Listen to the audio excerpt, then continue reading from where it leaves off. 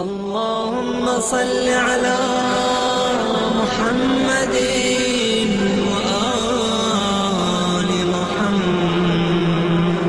بسم اللہ الرحمن الرحیم وبہ نستعین وہو خیر ناصر ومعین وصلی اللہ علی سیدنا مولانا بالقاسم محمد. اللہم صل علی محمد وعلی محمد.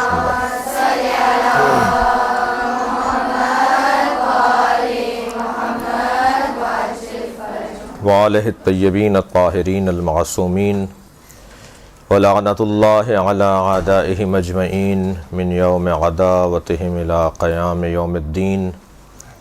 اما بعد، قال الحکیم فی قرآن الکریم بسم اللہ الرحمن الرحیم ادع الی سبیل ربک بالحکمۃ وموعظۃ الحسنہ وجادلہم باللتی ہی احسن. پروردگار عالم کا احسان عظیم ہے کہ اس نے ہمیں آخری زمانے میں پیغمبر اکرم کی امت میں قرار دیا. اس کے احسانات کی ایک طویل فہرست ہے، اس کے کرم کی، اس کی خاص عنایات کی ایک ہمارے اوپر طویل فہرست ہے، جس کا بیان، جس کی گنتی، جس کی شمارش ہمارے بس کی بات نہیں ہے. ان نعمتوں میں سے ایک نعمت یہ ہے کہ اللہ نے ہمیں آخری زمانے میں پیغمبر اکرم کی امت میں، آپ کا کلمہ پڑھنے والوں میں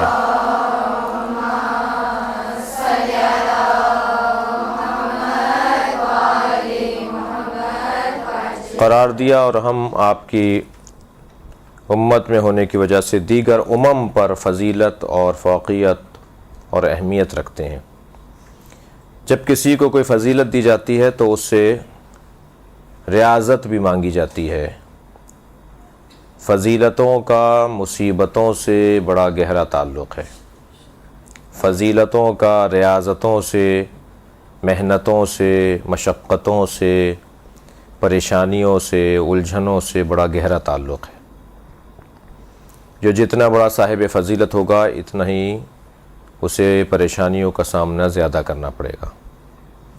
اللہ کی کسی سے رشتہ داری نہیں ہے، نہ ہی اللہ کی کسی سے پڑوس ہے. اللہ کا کسی سے رشتہ داروں کو بھی خیال رکھنے کا حکم دیا گیا ہے، پڑوسیوں کے خیال رکھنے کا حکم دیا گیا ہے. اللہ کی نہ رشتہ داری ہے کسی سے، نہ اللہ کا پڑوس ہے کسی سے. لہٰذا اللہ پڑوس کی بنیاد پر بھی خیال کرنے والوں میں سے نہیں ہے، رشتہ داری کی بنیاد پر بھی خیال کرنے والوں میں سے نہیں ہے. تو پھر اللہ اگر کسی کا خیال کرے گا تو وہ اس بنیاد پر کرے گا کہ اس نے مصیبت کتنی اٹھائی ہے، پریشانی کتنی اٹھائی ہے، مشکلات کتنے اس نے برداشت کیے ہیں. بس جو جتنی زیادہ مشکلات کا سامنا کرے گا اتنا ہی اسے مقام نصیب ہوتا چلا جائے گا. یہ قاعدہ ہے آٹومیٹک، خود بخود، خودکار. ایک چیز مصیبتیں اور پریشانیاں برداشت کر لینے سے خود بخود مقام نصیب ہوتا چلا جائے گا، خود بخود ہوگا یہ کام. اب انسان کیونکہ عجول ہے، جلد باز ہے، طبیعت میں اس کے جلد بازی ہے، وہ سمجھ نہیں پاتا اور الجھ جاتا ہے. اور جب وہ مصیبتوں کا، پریشانیوں کا سامنا کر رہا ہوتا ہے تو اسے برداشت نہ ہونے کی وجہ سے وہ اس محنت کو ضائع کر دیتا ہے. اور اگر وہ برداشت کر لے، کچھ دن صبر کر لے، اس پریشانی کو گزار دے، تو پھر کچھ دن کے بعد اسے ایک خاص مقام نصیب ہوتا ہے. بس وہ جو کچھ دن تک برداشت کرنے والے لوگ ہیں وہ ہیں اصل میں بڑے لوگ، عظیم لوگ، صاحب مقام اور صاحب منزلت لوگ. لہٰذا ہمیں آخری زمانے میں قرار دے کر پروردگار عالم نے فضیلت زیادہ دی ہے، تو پھر خود بخود ہماری مصیبتیں اور پریشانیاں بھی زیادہ ہیں، مسائل بھی ہمارے زیادہ ہیں، الجھنیں بھی ہماری زیادہ ہیں. پہلی کلاس کا طالب علم مشکلات میں زیادہ ہوتا ہے یا پی ایچ ڈی کی کلاس کا طالب علم مشکلات میں زیادہ ہوتا ہے؟ یقیناً پی ایچ ڈی کی کلاس کا جو طالب علم ہے وہ زیادہ مشکل میں ہوتا ہے. اسے زیادہ پڑھنا پڑتا ہے، زیادہ دماغ لگانا پڑتا ہے، زیادہ وقت دینا پڑتا ہے، زیادہ اس کا خرچہ ہوتا ہے، زیادہ اسے الجھنوں کا سامنا کرنا پڑتا ہے. اسی طرح ہم اگر آخری امت میں ہیں، یعنی آخری زمانے میں ہیں اور نبی کی امت میں ہیں، تو ہمیں زیادہ مسائل کا سامنا ہے۔ پہلا مقدمہ تو یہ، پہلی بات تو یہ جو آپ سے کرنے کی تھی۔ پھر آخری امت میں بھی، آخری زمانے میں بھی ہم لوگوں نے اپنی مشکلات میں مزید اضافہ کر لیا، ہم نے اپنی پریشانیوں میں مزید اضافہ کر لیا علی ولی اللہ پڑھ کر۔ مولا علی کے شیعہ ہونے کے ساتھ، شیعہ ہونے کی وجہ سے ہم نے اپنی پریشانیوں میں اضافہ کر لیا۔ لا الہ الا اللہ کہنے والوں کی پریشانیاں تھیں، انہوں نے ایک اور جملہ کہہ کر محمد الرسول اللہ اپنی پریشانیوں میں اضافہ کیا، اور ہم نے اپنی پریشانیوں میں ان سے زیادہ اضافہ کر لیا علی ولی اللہ بول کر۔ کسی نے زبردستی ہم سے نہیں کہا تھا کہ ہم علی ولی اللہ بولیں، کوئی ہمیں زبردستی نہیں لے کر آیا کہ ہم شیعہ ہو جائیں۔ ہمارے بزرگوں نے، اور پھر اب ہم سمجھ رہے ہیں، یعنی خاص طور پہ آپ جو لوگ ہیں، وہ لوگ صرف بزرگوں کے بتائے ہوئے کام پر نہیں عمل کر رہے، بزرگوں نے جس لائن پہ ڈالا ہے اسے آپ سمجھ رہے ہیں، یقین حاصل کرنا چاہتے ہیں۔ اگر اطمینان نہیں ہوگا، یقین نہیں ہوگا، بات سمجھ میں نہیں آئے گی، کوئی کمزوری ہوگی، تو آپ پھر کوئی اور دوسرا رستہ دیکھیں گے، کوئی اور مذہب دیکھیں گے، کوئی اور مکتب دیکھیں گے۔ جہاں تشفی ہوگی، جہاں تحقیق تقاضا کرے گی، جہاں محنت و مشقت اور مطالعہ اور تحقیق تقاضا کرے گی، اس چیز کو آپ لوگ اپنا لیں گے۔ لہٰذا ہم لوگ جو ہیں اس وقت جو یہاں بیٹھے ہیں، ہم لوگ اپنی مشکلات میں اضافے کا اہتمام کر رہے ہیں، اور پھر اپنے لیے تسلی کا سامان بھی فراہم کر رہے ہیں کہ کیا کریں کہ ہمیں یہ تشفی رہے کہ ہم جہاں بیٹھے ہیں، جہاں ہیں، جس مکتب پر ہیں، جس مسلک پر ہیں، جس سوچ اور جس آئیڈیالوجی سے ہمارا تعلق ہے، جس طرز فکر سے ہمارا تعلق ہے، وہ طرز فکر بہترین ہے، اس سے بہتر نہیں ہے، اس سے اچھا نہیں ہو سکتا، اس کے علاوہ کہیں جائیں گے تو پشیمانی کا سامنا ہوگا، کسی اور سے ہم دوستی کریں گے تو ندامت کا سامنا ہوگا۔ کیا کریں کہ ہم اس مکتب پر اور اسی سوچ پر رہتے ہوئے اپنے دل کو بھی مطمئن کریں۔ اس کے لیے آپ تحقیق کر رہے ہیں، پڑھ رہے ہیں، مطالعہ کر رہے ہیں، اساتذہ سے استفادہ کر رہے ہیں۔ مگر اتنا ضرور ہے کہ ہم نے خود سے پریشانیوں کو مول لیا ہے۔ یہ ٹارگٹ کلنگ، یہ مشکلات، یہ پریشانیاں، یہ محرومیاں، یہ جگہ جگہ پر ہمارے ساتھ ظلم و زیادتی، عالمی سطح پر یا ملکی سطح پر، یہ سب اس وجہ سے ہے کہ ہم نے خود سے قبول کیا ہے۔ کچھ لوگ وہ ہوتے ہیں جو موت کو ڈھونڈ رہے ہوتے ہیں، کچھ لوگ ہوتے ہیں جنہیں موت ڈھونڈ رہی ہوتی ہے۔ موت تو سب کو ڈھونڈ رہی ہے، کمال یہ ہے کہ ان میں سے قرار پائیں جو موت کو ڈھونڈ رہے ہوں۔ کسی کو پریشانی ڈھونڈتی ہے، کوئی ہے جو پریشانی کو ڈھونڈتا ہے، آؤ مقابلہ کرو ہمارے ساتھ۔ حضرت موسیٰ اللہ سے سوال کر رہے ہیں، یا اللہ میں تیری خاطر کس سے الجھوں جا کر، اللہ میں کس سے تیری خاطر جا کے لڑوں، تو بتا تیری خاطر کس کا مقابلہ کروں۔ حضرت احدیت نے یعنی اللہ نے حضرت موسیٰ سے کہا اذهب الى فرعون انه طغى، فرعون سے جا کے لڑو، یہ مجھ سے لڑ رہا ہے، یہ طاغی ہو گیا ہے، یہ باغی ہو گیا ہے، یہ میرا مخالف اور میرا دشمن ہو گیا ہے، اس سے جا کے لڑو۔ اذهب کہا جا رہا، جاؤ لڑنے جاؤ، اس سے جاؤ الى فرعون انه طغى، جو بغاوت کر رہا ہو، جو طغیان کر رہا ہو، جو لڑائی کر رہا ہو، اس کی طرف جاؤ۔ کیا مطلب ہے پھر؟ اس کا مطلب ہے مقابلہ کرو اس کا۔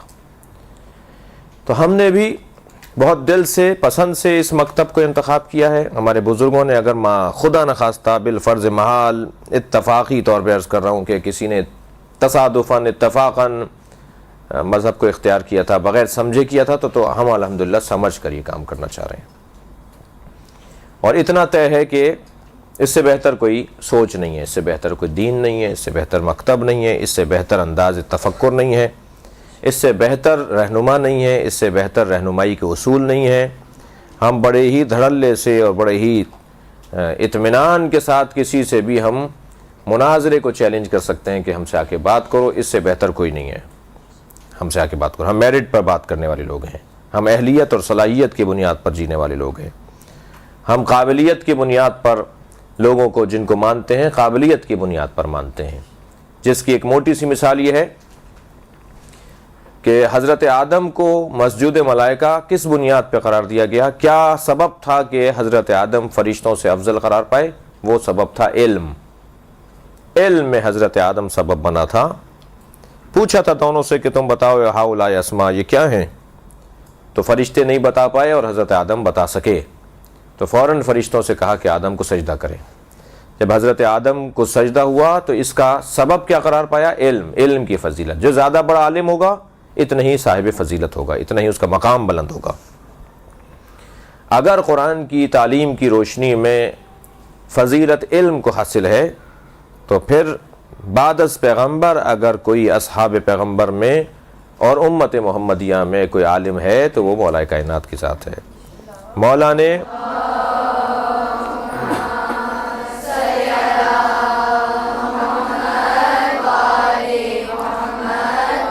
کسی سے سوال نہیں کیا، ہمیشہ مولا کائنات سے سوال کیا گیا۔ علی نے کسی سے جا کے مسئلہ نہیں پوچھا، اس لیے کہ علی مسئلہ پوچھنے میں کسی سے محتاج نہیں تھے۔ علی کے پاس قابلیت اور علمیت اتنی زیادہ تھی کہ علی سے لوگ پوچھتے تھے، مولا علی کسی سے نہیں پوچھتے تھے۔ حتیٰ آپ نے دیکھا کہ شورا کی جب میٹنگ ہوئی، یعنی خلافت کے تعین، پہلا دور حکومت گزرا، دوسرے دور حکومت گزرا، جب تیسرا دور حکومت اور دور خلافت آنے لگا تو 6 رکنی ایک کمیٹی اصحاب پیغمبر کی بن گئی تھی کہ جو طے کرے گی کہ اب خلیفہ کون ہے۔ تو اس میں بھی مولا کائنات نے جو اپنے بارے میں استدلال کیا تھا وہ یہی کیا تھا، کیونکہ شرط لگا دی گئی تھی کہ جو قرآن، سنت اور سیرت شیخین کے اوپر عمل کرے گا وہی خلیفہ بنے گا۔ تو اس وقت مولا علی علیہ السلام نے ارشاد فرمایا تھا کہ قرآن کو مجھ سے زیادہ بہتر کوئی نہیں جانتا، سیرت پیغمبر کو مجھ سے زیادہ بہتر کوئی نہیں سمجھتا، اور کسی اور کی سیرت پر عمل میں تب کروں کہ جب میری سیرت ان کی سیرت سے زیادہ کم ہو یا میری سیرت سے زیادہ ان کی سیرت بہتر ہو۔ میں کسی اور کی سیرت پہ عمل کرنے کے لیے اس لیے تیار نہیں ہوں کہ میرا عمل، میرا کردار، میری سیرت سب سے زیادہ روشن اور واضح ہے۔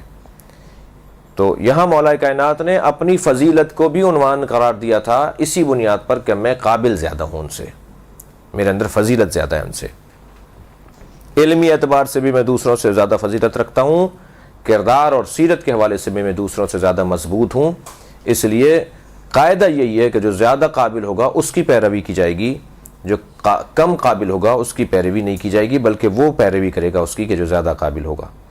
یہ دلائل ہیں، یہ موٹی موٹی سی باتیں ہیں۔ آپ موٹی موٹی باتیں میرے محترم سننے والے اگر اپنے پاس رکھیں، اور ان میں سے ایک یہ کہ ہم اگر مکتب اہل بیت کے پیروکار ہیں، اگر ہم اہل بیت کے چاہنے والے ہیں، تو ہمارے پاس دلیل یہ ہے کہ اہل بیت سے زیادہ بافضیلت امت محمدیہ میں کوئی نہیں ہے۔ یہی ہمارے پاس مضبوط دلیل ہے، اور اس کے اوپر اور بہت سارے دلائل قائم کیے جا سکتے ہیں۔ آپ ایک مقالہ بھی اس پہ تیار کر سکتے ہیں، اس پہ اور شواہد بھی لا سکتے ہیں۔ جس مثلاً آپ ہر دور امامت کے اندر جائیے کہ جس دور میں جس امام کی امامت کا دور تھا، اس دور میں ان سے زیادہ قابل کوئی نہیں تھا۔ یعنی یہ طے شدہ ہے، تمام مکاتب اسلامیہ کے بزرگوں نے لکھا ہے، مثلاً امام جعفر صادق کے دور میں ان سے بہتر کوئی نہیں تھا۔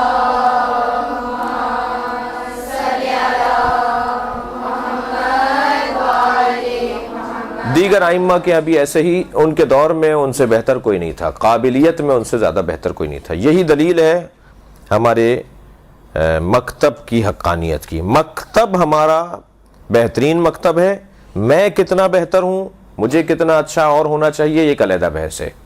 شیعت کا موضوع علیحدہ ہے، شیعہ کا موضوع علیحدہ ہے، اسلامی تعلیمات اور ہیں، مسلمانوں کی جو اعمال ہیں وہ علیحدہ موضوع ہے۔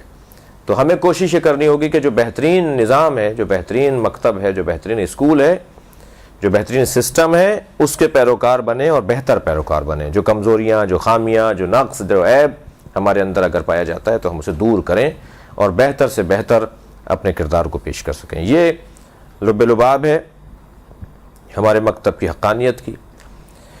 البتہ اس کے اندر بہت سارے اور بھی جس کو کہہ لیں مددگار پوائنٹ ہیں، سپورٹنگ پوائنٹ اور بہت سارے بن سکتے ہیں اس بات کے اوپر، اور ان میں سے ایک جناب زہرا کی فضیلت اور جناب زہرا کا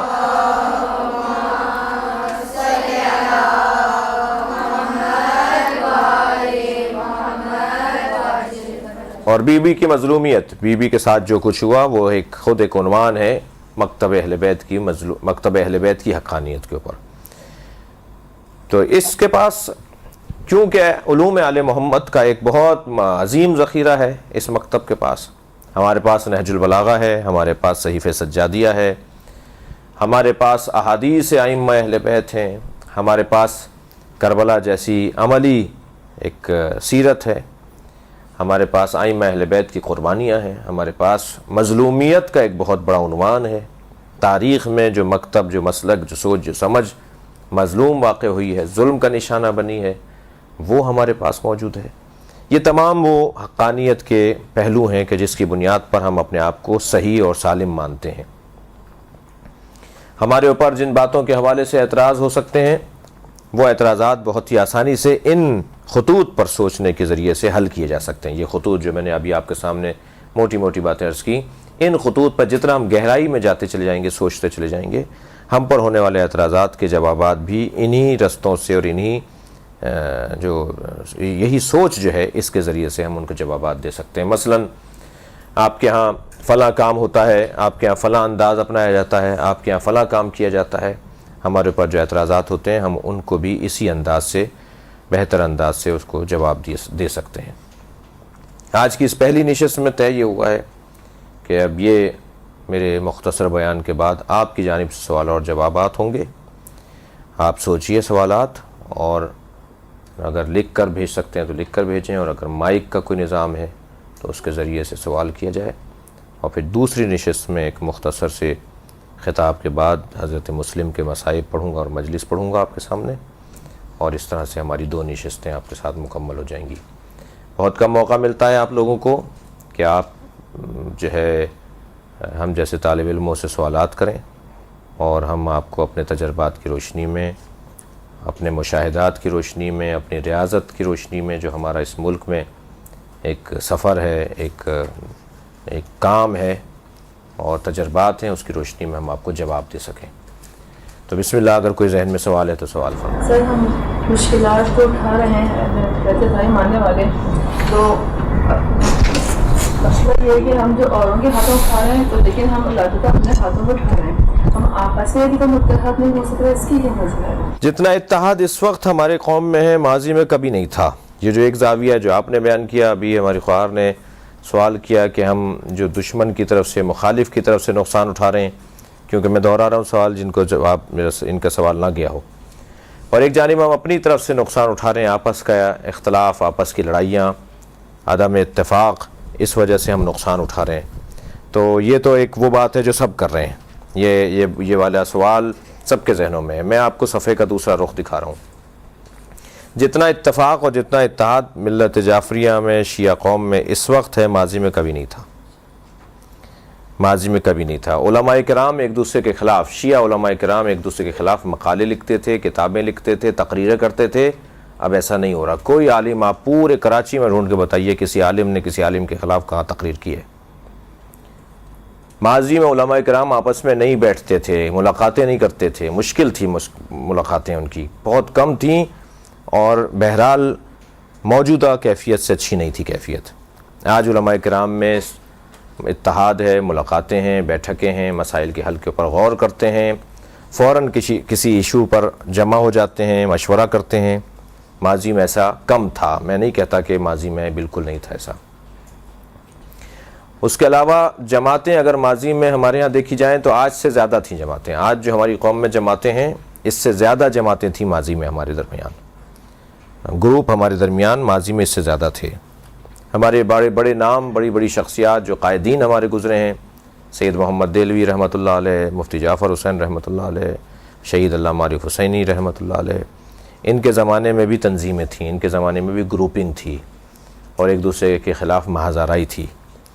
لیکن الحمدللہ اس وقت شیعہ قوم کے اندر اہم ایشوز پر، اہم مسائل پر، جیسے آپ نے دھرنوں کا نظام دیکھا، اس کے اندر ہماری پوری قوم متفق رہی۔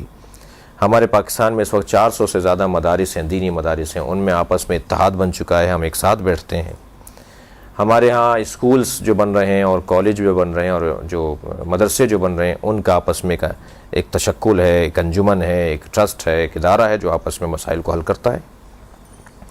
تو یہ جو آپ دیکھتے ہیں بعض اوقات کہ جی فلاں ایسا بول رہا ہے، فلاں ایسا بول رہا ہے، یہ ہر ملک میں ہے۔ کوئی ملک آپ کو نہیں ملے گا جہاں پر اختلاف کی کوئی تصویر نظر نہ آ رہی ہو۔ اختلاف کی تصویریں ہر ملک میں ہمیں نظر آتی ہیں، وہ کوئی سا بھی ملک ہو۔ تو میں سمجھتا ہوں کہ پاکستان کے اندر اس وقت پوزیشن ہماری بہتر ہے، ماضی کی نسبت اچھے ہیں ہم لوگ۔ وہ کون سے اسماء اعظم تھے جو حضرت آدم کو اللہ نے سکھائے؟ پہلے تو میں آپ سے عرض کروں کہ سوال یہ اچھا ہے، اور اس کے بعد بھی یہ سلسلہ رہے سوالوں کا، تو لیکن کوشش کریں کہ سوال تھوڑے سے ایسے ہوں کہ جو یعنی ذرا وزنی ہوں، بھاری ہوں۔ وہ کون سے اسماء اعظم تھے جو حضرت آدم کو اللہ نے سکھائے؟ روایات میں ہے پنجتن کے نام تھے جن کے بارے میں اللہ نے پوچھا کہ یہ ہاؤلاء اسماء، یہ اسماء کیا ہیں، بتاؤ ہمیں کہ یہ اسماء کیا ہیں۔ تو وہ پنجتن کے نام تھے جنہیں حضرت آدم تطبیق دینے میں کامیاب رہے کہ یہ جو نور ہے یہ محمد کا، یہ نور ہے علی کا، یہ نور فاطمہ کا، یہ حسن یہ حسین کا نور ہے، انہیں وہ بتانے میں کامیاب رہے۔ 72 فرقے ہیں، کیوں اور تفصیل۔ 72 فرقوں والی جو حدیث ہے وہ بعض علماء کے نزدیک غیر مستند حدیث ہے۔ پیغمبر فرما رہے ہیں میرے بعد 72 فرقے ہوں گے، یہ حدیث مستند نہیں ہے، اگرچہ بحار الانوار میں یہ حدیث ہے، اگرچہ اور بہت سی کتابوں میں ہمارے یہاں یہ حدیث ملے گی، لیکن 73 فرقے، 73 فرقوں کی جو حدیث ہے، ادھر 72 لکھے ہوئے، یہاں سوال میں 72 کہا انہوں نے، 73 فرقوں کی جو حدیث ہے وہ کہ 72 دوزخی ہوں گے اور ایک فرقہ جو ہے وہ جنتی ہوگا، ناجی ہوگا، نجات یافتہ ہوگا، یہ حدیث ضعیف ہے۔ فرقے اور گروپ اور جو ہے وہ مختلف دھڑے اگر علمی ہیں اور اگر علم کی بنیاد پر گروپ بنے ہیں تو انہیں ہونا چاہیے، بہت اچھی بات ہے۔ پیغمبر نے خود اختلاف کی بنیاد ڈالی ہے، اختلاف امتی رحمہ، میری امت کا اختلاف رحمت ہے۔ تو اختلاف اگر علمی ہو، اختلاف اگر تحقیقی ہو، اختلاف اگر سمجھنے کے لیے اور تفحص کرنے کے لیے ہے تو اختلاف رحمت پروردگار ہے۔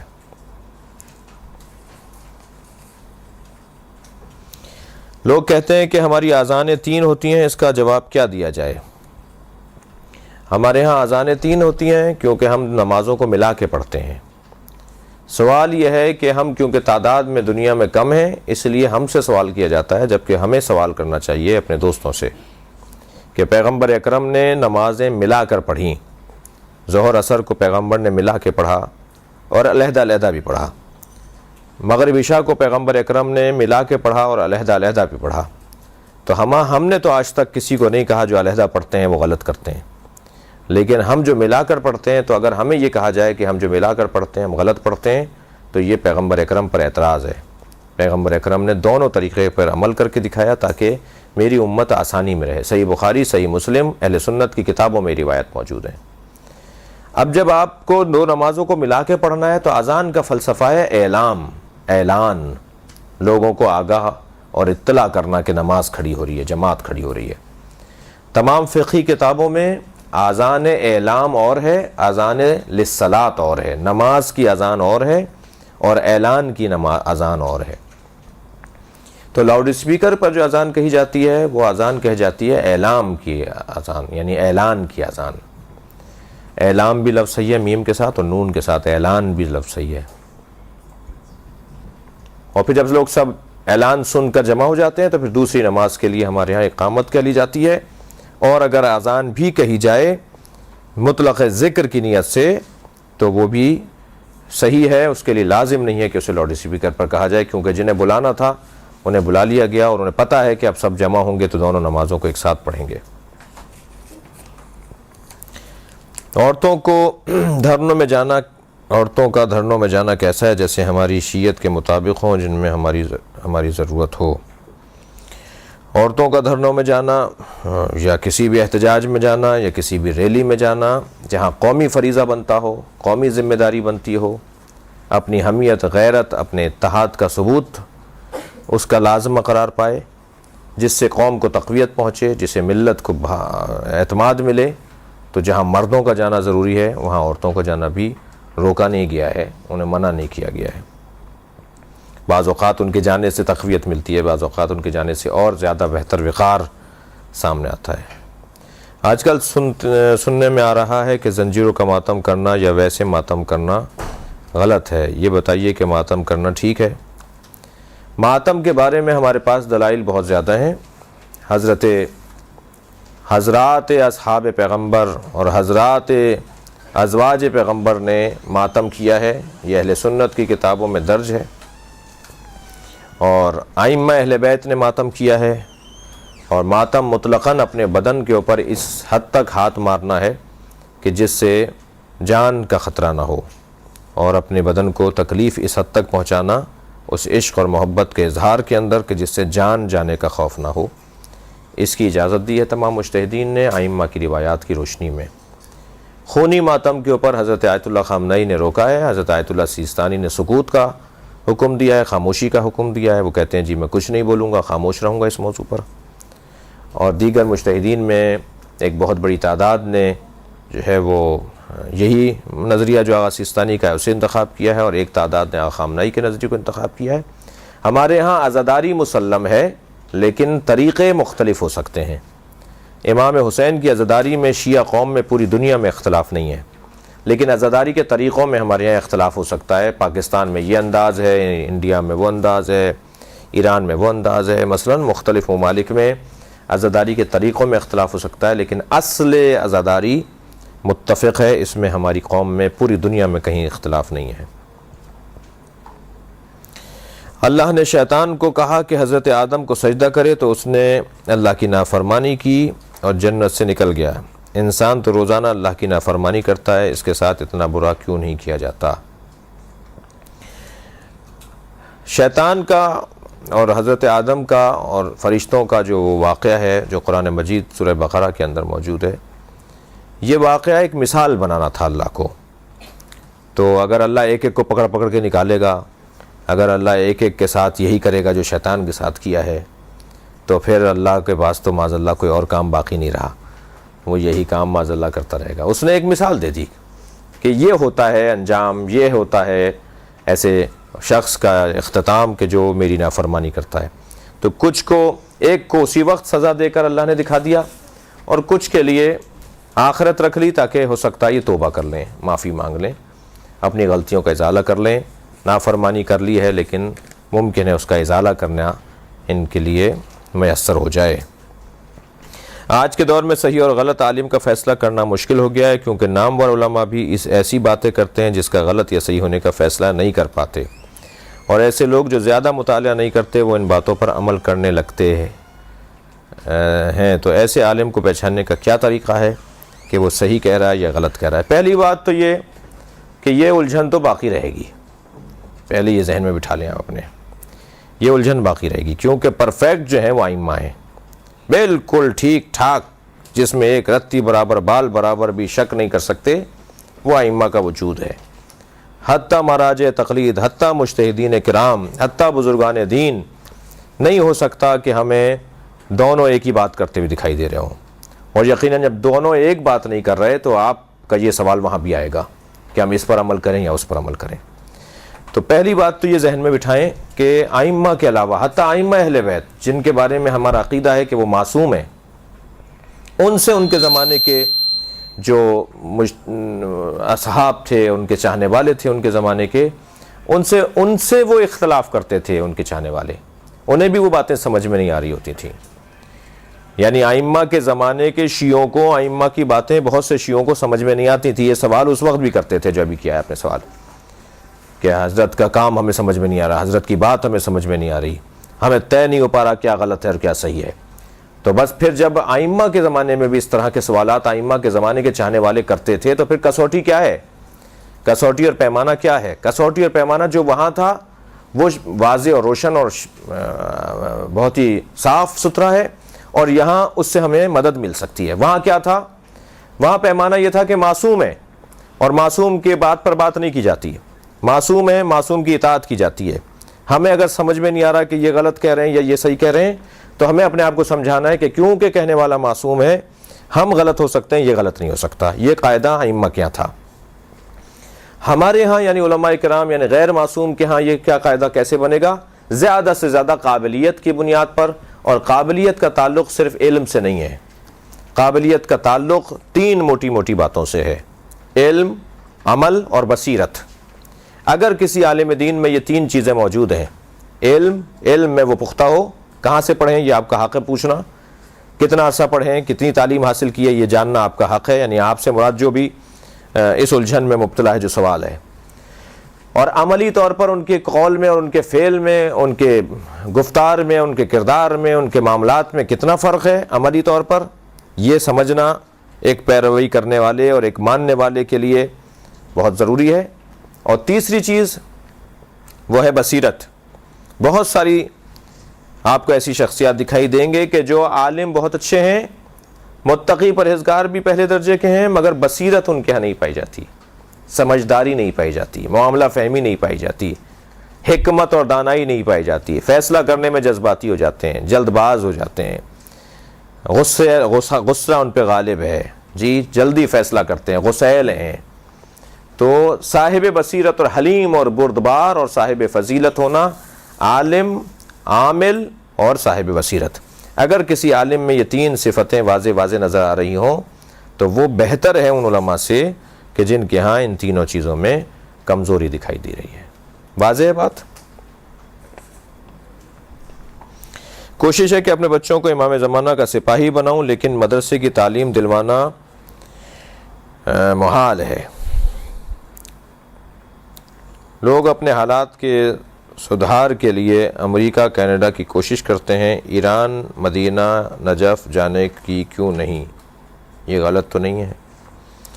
یہ دو علیحدہ باتیں ہیں. ایک تو بات یہ ہے کہ میں اپنے بچوں کو امام کا سپاہی بنانا چاہتی ہوں تو مدرسے کی تعلیم محال ہے.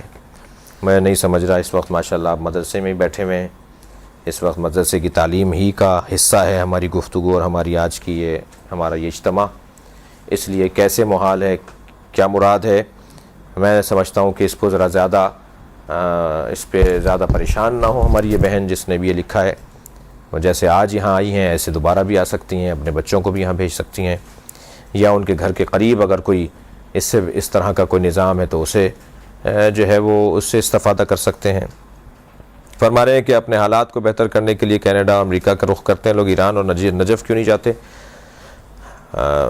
اگر دین, تقوی, پرہیزگاری, انسانی اقدار, تہذیب کا تحفظ ممکن ہے تو امریکہ, کینیڈا بھی اللہ کی زمینیں ہیں, وہاں جانا بھی شرعی طور پر ممانعت نہیں ہے. اگر آپ اپنے دین کو محفوظ رکھ سکتے ہیں, اپنے تقوی کو محفوظ رکھ سکتے ہیں, اپنی انسانیت کو محفوظ رکھ سکتے ہیں. اور نجف اور مدینہ اور ایران اور ان علاقوں کے اندر کیونکہ دینی ماحول ہے اور مادی طور پر یہ علاقے کمزور ہیں, مادی طور پہ, دنیاوی طور پہ یہ علاقے مضبوط نہیں ہیں, لہٰذا اس طرف لوگ اس لیے رخ نہیں کرتے. فرما رہے ہیں کہ ہمیں کیوں منع کیا جاتا ہے کہ اہل سنت کے سامنے ان کے خلیفاؤں کو برا نہ کہا جائے, جبکہ انہوں نے تو بہت برا کیا. اہل سنت کے, اہل بیت کے ساتھ انہوں نے بہت برا کیا, جبکہ ہم وہابیوں کے سامنے اور کھلم کھلا یزید پر لعنت بھی بھیجتے ہیں. پہلی بات تو یہ کہ جب آپ کسی جگہ پر رہ رہے ہوں کہ جہاں آپ سے ہٹ کر بھی کوئی سوچتا ہو, آپ سے ہٹ کر بھی کوئی عقیدہ رکھتا ہو, تو آپ کو اس کا احترام کرنا ہوگا, اسے آپ کا احترام کرنا پڑے گا. اس کا احترام تقاضا کر رہا ہے کہ وہ جس کا احترام کرتا ہے ہم اس کے بارے میں ایسی کوئی بات نہ کہیں کہ جو اسے برا لگے. تو برا کہنا اور تبرہ کرنا یہ ضروری تو نہیں ہے. آپ اس کے ساتھ بیٹھیں, اس سے بات کریں کہ بھئی آپ جنہیں بڑا مانتے ہیں, ہم نے یہ کتاب میں پڑھا ہے, ذرا ہمیں سمجھا دو کیا لکھا ہوا ہے, یہ آپ کی کتاب میں لکھا ہوا ہے کہ یہ ان میں سے فلاں صاحب نے ایسا کیا. یہ ایک علیحدہ بات ہے. اور برا بھلا کہنا, لعن طعن کرنا, تبرہ کرنا, بری بات کرنا, ایسا لفظ بولنا کہ جو اس کو برا لگے, یہ ایک علیحدہ بات ہے. کسی کو سمجھائے بغیر اگر آپ اس کو کوئی ایسی بات کہیں گے کہ جو بغیر سمجھے ہوئے وہ سن رہا ہوگا تو یقیناً وہ رد عمل دکھائے گا جس کا نتیجہ برا ہے. تو یہ کہا جاتا ہے کہ ان کو برا نہ کہا جائے, اس لیے کہا جاتا ہے تاکہ فساد نہ ہو, غلط فہمیاں نہ ہوں, لڑائی جھگڑے نہ ہوں. ایک بہن نے سوال کیا ہے مگر وہ نہیں چاہ رہی ہے سوال پڑھ کے سنایا جائے, تو اس کا جواب یہی ہے کہ یہ جو آپ کی پریشانی ہے یہ پریشانی برداشت کرنی پڑے گی, اور اس کے برداشت کرنے پہ خاص ثواب آپ کو ملے گا. ہم سے پہلی امتوں پر گناہوں کا عذاب نازل کیے جاتے تھے فوراً, مگر ہم لوگ تو بہت سے گناہ سر انجام دیتے ہیں, پھر بھی عذاب نازل کیوں نہیں ہوتا؟ کیا آپ کو پریشانی ہے عذاب نازل کروانے کی؟ اللہ کا شکر ادا کریں کہ نہیں ہوتا عذاب نازل. نبی کے ہوتے ہوئے اللہ نے عذاب روک دیا ہے نا, تاکہ ہمیں پریشانیاں زیادہ اٹھانی پڑ رہی ہیں تو یہ کہ انعام دیا ہے اللہ نے ہمیں کہ تمہیں توبہ کرنے کا موقع دیا جا رہا ہے. میں پارا چلا گئی تو گئی تھی اور وہاں پر ڈھول کی آواز کے ساتھ ماتمداری کی جا رہی تھی، کیا جائز ہے یا پھر لوگوں کی لا علمی ہے؟ ہر وہ موسیقی کا اوزار جو لہو و لعب پہ استعمال نہ ہو رہا ہو اس کا استعمال حرام نہیں ہے۔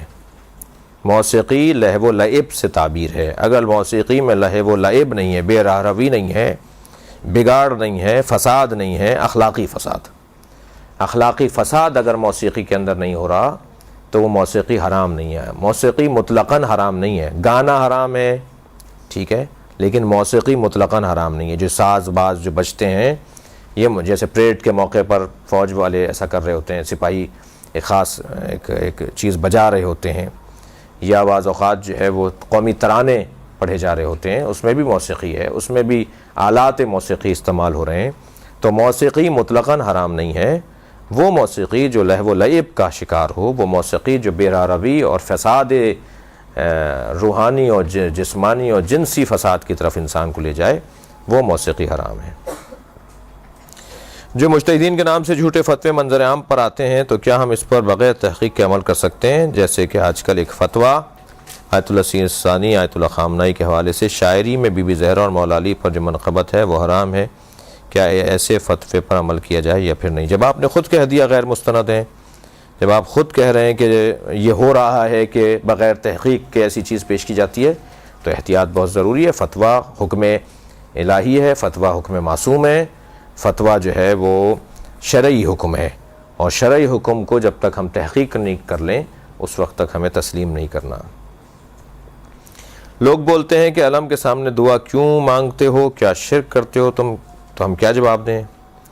علم ہوا، عزاخانہ ہوا، مقام مقدس ہوا، دعا کی جگہ ہوئی، مصلی کی جگہ ہوئی، جہاں قرآن رکھا جاتا ہے، جہاں پر ادب اور احترام کیا جاتا ہے، جس جگہ کو مقدس تصور کیا جاتا ہے، اس جگہ پر دعا مانگنے کا قرآن مجید کے اندر حکم ہے۔ حضرت زکریا نے حضرت مریم جہاں بیٹھی ہوتی تھیں اور وہاں دسترخوان آسمان سے نازل ہوتا تھا، ان کے لیے آسمان سے کھانے نازل ہوتے تھے، حضرت زکریا اس جگہ کھڑے ہو کے دعا مانگتے تھے کیونکہ وہ مقدس جگہ ہے اور فرشتوں کی اترنے کی جگہ ہے۔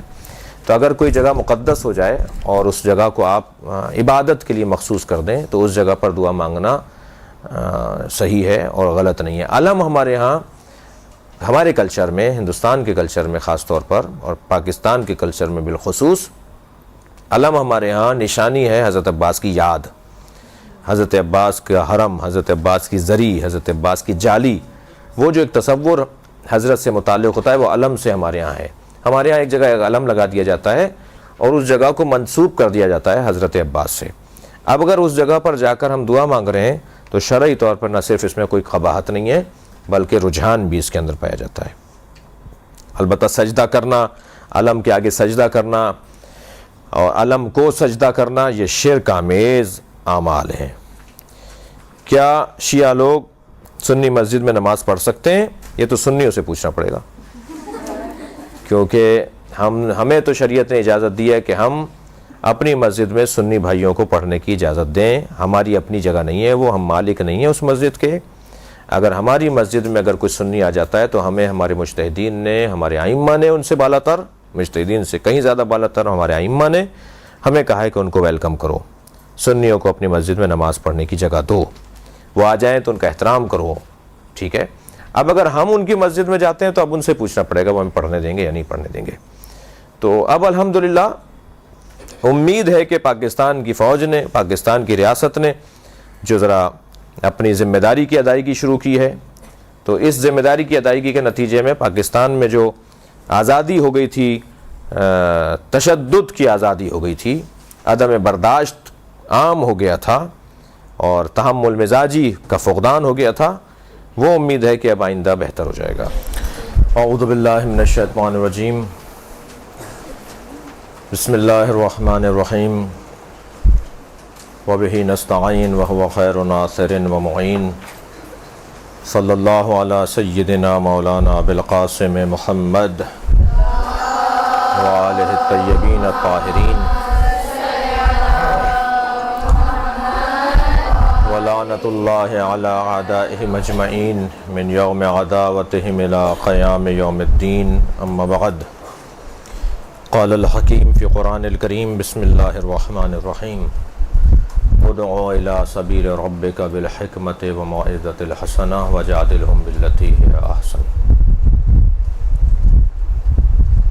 پروردگار عالم اپنے دین کی طرف، اپنے رستے کی طرف دعوت کی پیغمبر کو تعلیم دے رہا ہے۔ بلاؤ میرے رستے کی طرف، اپنے رب کے رستے کی طرف دعوت دو، مگر یہ دعوت، یہ پکار، یہ ارشاد، یہ تبلیغ، یہ خطابت، یہ واعظ، یہ نصیحت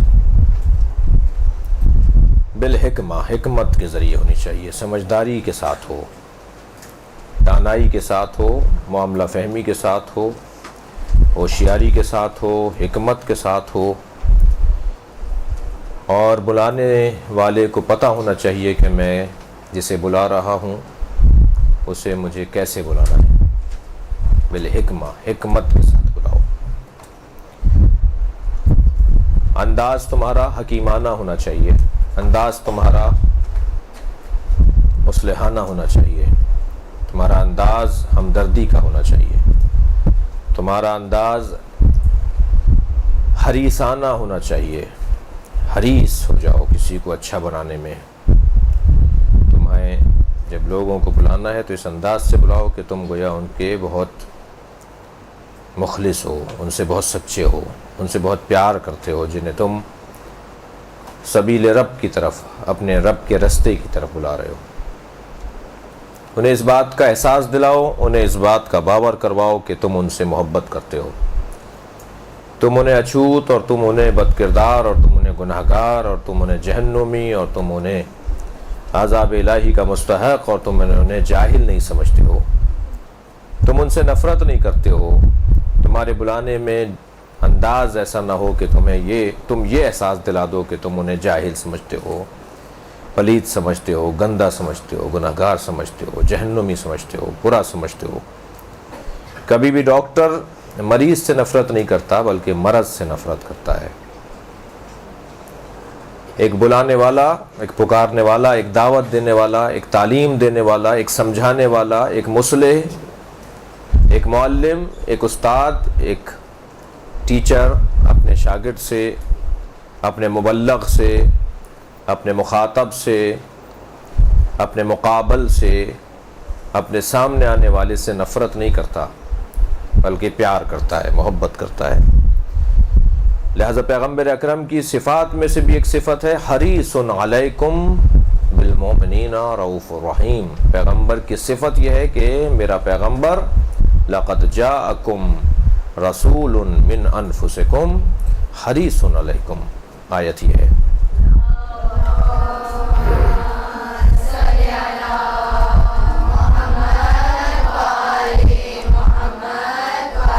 بے تحقیق تم تک آ چکا ایک ایسا بھیجا گیا شخص، ایک ایسا رسول، ایک ایسا بھیجا ہوا فرد جو من انفسکم، تم ہی میں سے ہے، تم ہی میں سے ہے، جس کی پہلی صفت یہ ہے کہ عزیز علیہ ما عنتم، تمہاری پریشانیوں میں وہ پریشان رہتا ہے۔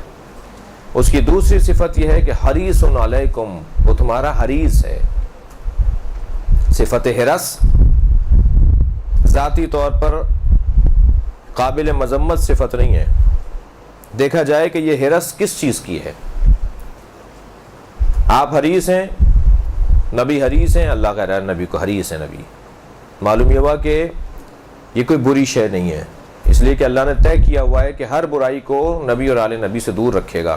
اگر نبی کو وہ حریص کہہ رہا ہے تو اس کا مطلب یہ ہے کہ حرص ذاتی طور پر بری چیز نہیں ہے۔ جی حرص کی ایک مثال لے لیجئے، دسترخوان لگا ہوا ہے، ایک ہی ظرف میں مثلا غذا ہے، سالن ہے، اور آدمی ہیں 10، پلیٹیں 10 رکھی ہیں، غذا ایک ہی جگہ پر ہے۔ اب آپ دسترخوان پہ پہچانے ان میں حریص کون کون ہے، اندازہ ہو جائے گا کہ جس کے ہاتھ بار بار بڑھ رہے ہوں، جو جلدی لینا چاہتا ہو، جو جلدی کھانا چاہتا ہو، جو جلدی کسی طرح جی اپنی پلیٹ کو بھرنا چاہتا ہو، اس کا انداز، اس کا اسٹائل بتا دے گا یہ حریص ہے۔ جی جو بہت بردباری کے ساتھ بیٹھا ہو، تحمل مزاج کے ساتھ بیٹھا ہو، بچے گا تو کھا لیں گے، ان کو پہلے کھانے دو، البتہ وہ نقصان اٹھانے والوں میں سے ہوگا۔ لیکن اتنا ضرور ہے کہ اس انداز سے ہمیں محسوس ہو جائے گا کہ ان میں حریص کون ہے۔ طالب، پانے والا، لینے والا، حاصل کرنے والا، جلدی کرنا، کسی چیز کو پانے میں جلدی کرنا، یہ انداز ہے ہرس کی. مگر یہ چیز ہر جگہ بری نہیں ہے. مثلا علم حاصل کرنے میں جلدی کرنا بری شے نہیں ہے. مثلا دنیا کو حاصل کرنے میں جلدی کرنا بری بات ہے. تو بس دیکھا جائے گا کہ کون ہے جو کون سی چیز کا حریص ہے. مثلا اگر کہا جائے زید حریص علی الدنیا، زید دنیا کا حریص، تو یہ قابل مذمت بات ہو رہی ہے. اور اگر کہا جائے زید حریص علی العلم، زید علم کا حریص ہے، تو یہ تعریف کی بات ہو رہی ہے، یہ مذمت نہیں ہو رہی ہے، قابل تعریف بات ہے. پیغمبر کس کے حریص ہیں؟ حریص علیکم. قرآن کہہ رہا ہے ہمارا پیغمبر، ہمارا بھیجا ہوا تمہارا حریص ہے. تمہاری دنیا کا، تمہارے مال کا، تمہارے گھوڑے کا، تمہارے اونٹ کا، تمہاری زمین کا، تمہارے پیسے کا حریص نہیں ہے، تمہارا حریص ہے. تمہیں چاہتا ہے، تمہیں ترقی دیکھنا چاہتا ہے، ترقی یافتہ دیکھنا چاہتا ہے، تمہیں عزیز دیکھنا چاہتا ہے، تمہیں سربلند دیکھنا چاہتا ہے، تمہیں آبرومند دیکھنا چاہتا ہے، تمہیں سرفراز دیکھنا چاہتا ہے. وہ دیکھنا چاہتا ہے کہ کس طرح سے تم ترقی کرو، تمہیں پشیمانیوں، ندامتوں اور نقمتوں کا سامنا نہ کرنا پڑے، بلکہ تمہیں وہ سربلند دیکھنا چاہتا ہے، بلند دیکھنا چاہتا ہے. حریص علیکم بالمومنین رؤوف الرحیم. اور ہمارے نبی کی تیسری صفت یہ ہے کہ وہ مومنین پر رؤوف بھی ہیں اور رحیم بھی ہیں. لہٰذا یہاں پر جو ہمیں دعوت سبیل رب کا اللہ حکم دے رہا ہے، پیغمبر کو حکم دے رہا ہے، اور قاعدہ کاسوٹی پیمانہ پیغمبر کے ذریعے سے فراہم کیا جا رہا ہے کہ جو اللہ کے رستے کی طرف بلانے والے لوگ ہوں ان میں کیا صفتیں ہونی چاہیے. جو اللہ کے رستے کی طرف بلانے والے لوگ ہوں یعنی آپ لوگ، ان میں کیا صفت ہونی چاہیے. آپ لوگوں کو اچھائی کی طرف بلانے کا ارادہ رکھتے ہیں، آپ چاہتے یہ ہیں کہ معاشرے میں اچھائیوں کو فروغ ملے، برائیوں کا خاتمہ ہو، نیکیاں عام ہوں، عبادتیں فروغ پائیں، گناہوں کا خاتمہ ہو، سکون اور چین ہمارے گھروں پر حاکم ہو جائے. تو اس کام کو کرنے والے کی کچھ صفتیں ہیں. اس کام کو کرنے والے کے لیے کچھ اصول دیے گئے ہیں. ادعو الی سبیل ربک، دعوت دینے والے قرار پاؤ، مبلغ بنو، اللہ کے رستے کی طرف لوگوں کو تبلیغ کرو. اور یہ طے ہے کہ جو مبلغ ہے اسے پہلے مبلغ ہونا پڑے گا، جو پہلے اسے خود سمجھنے والا بننا پڑے گا، پھر سمجھانے والا بن سکے گا. وہ پہلے اسے مبلغ بننا ہے، کوئی اسے سمجھائے، اس قابل اسے اس کے لیے تیاری کرنی پڑے گی. جب وہ خود سمجھ لے گا تو پھر مبلغ بنے گا. پہلے شاگرد بننا پڑے گا پھر استاد بنے گا، پہلے سمجھے گا پھر سمجھائے گا نا، ایسا ہی ہے. ادعو الی سبیل ربک، اپنے رب کے رستے کی طرف بلاؤ، اپنے رب کے رستے کی طرف. رب کہہ کر اللہ نے ایک اور پیغام بھی دیا ہے جس میں رافت ہے، محبت ہے، اپنائیت ہے، پیار ہے. رب، رب کے لفظ میں پیار پایا جاتا ہے، لفظ رب میں محبت پائی جاتی ہے، لفظ اللہ میں جلالت پائی جاتی ہے، لفظ قہار میں جلالت پائی جاتی ہے. لیکن لفظ رب، پالنے والا، کھلانے والا، پرورش کرنے والا، محبت کرنے والا، رب کے رستے کی طرف بلاؤ. ایسے رستے کی طرف بلاؤ، اس کے رستے کی طرف بلاؤ جس کو ربوبیت کے رشتے سے یاد کیا جا رہا ہے. اور وہ ربوبیت کا رشتہ پیار کا رشتہ ہے. ڈرو نہیں، گھبراؤ نہیں، اللہ کی طرف بلاؤ. اور اللہ یعنی جو رب ہے. ادعو الی سبیل ربک بالحکمت والموعظۃ الحسنہ، اپنے رب کے رستے کی طرف بلاؤ بالحکمت، دانائی کے ساتھ، سمجھداری کے ساتھ. آپ جس سے بات کر رہے ہیں آپ کو پتہ ہونا چاہیے کہ اس کا ذہنیت کیسی ہے.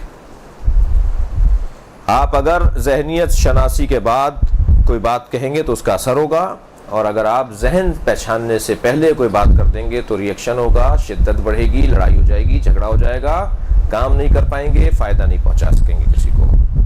حکمت، سمجھداری. آپ کو پتہ ہے آپ کے تایا جان کا یہ مزاج ہے، آپ کو معلوم ہے آپ کی جو مثال کے طور پہ ممانی ہیں ان کا یہ انداز ہے، آپ کو پتہ ہے آپ کی جو بھاوج ہیں، بھابھی ہیں، ان کا یہ انداز ہے، وہ اس چیز سے چڑھتے ہیں، ان کو یہ اس کی حساسیت ہے فلاں مسئلے میں.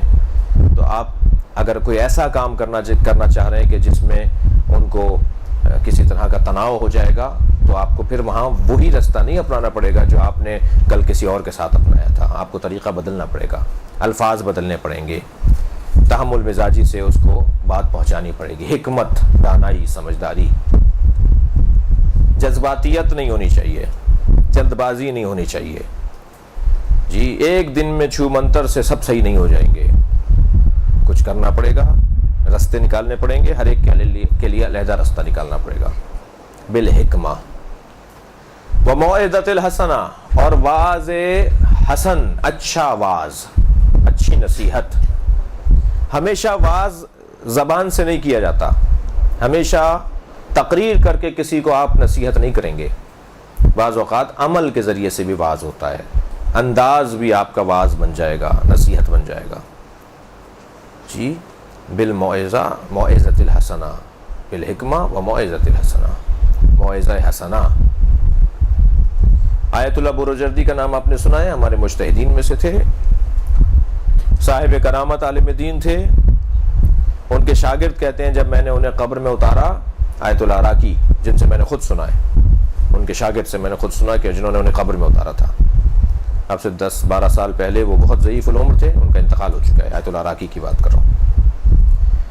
وہ بیان کر رہے تھے کہ جب میں نے جب انہیں قبر میں اتارا اپنے استاد کو، تو تلقین پڑھنے کے لیے میں نے خواہش ظاہر کی کہ میں خود تلقین پڑھوں گا۔ تلقین مجھے یاد تھی، میں ان کے شانے ہلا کے تلقین انہیں سنا رہا تھا، تو مجھے محسوس ہوا کہ کوئی تلقین میرے ساتھ پڑھ رہا ہے، تو میرے ذہن میں یہ خیال آیا کہ جو باہر لوگ کھڑے ہیں قبر کے باہر، یہ کوئی تلقین میرے ساتھ دہرا رہا ہے۔ جب میں نے غور سے دیکھا تو آیت اللہ بروجردی خود ہی پڑھ رہے تھے میرے ساتھ ساتھ، مثلا اس درجے کے عالم۔